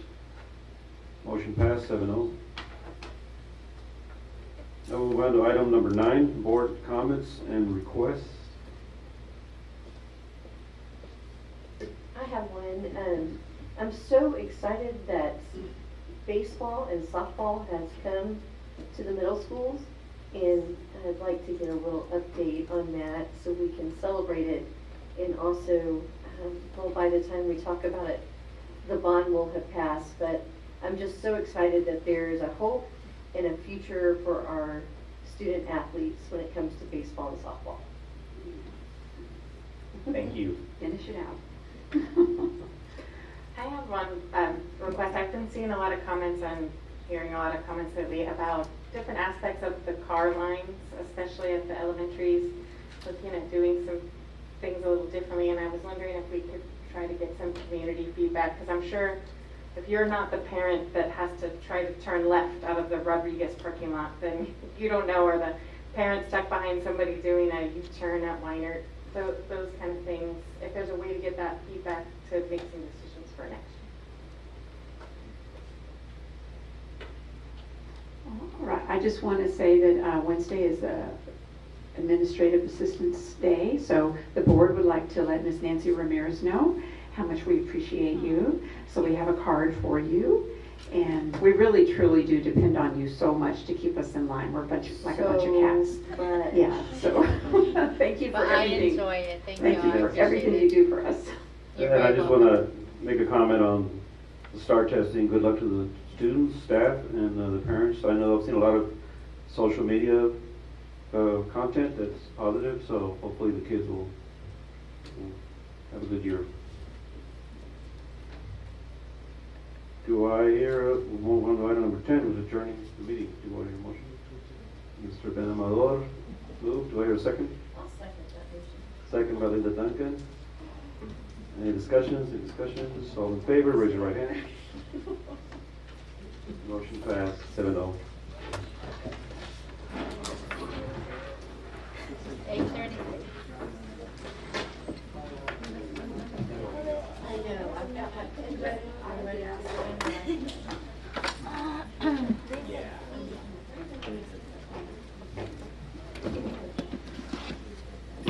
Did you get to eat, Carl? What's that? Did you get to eat?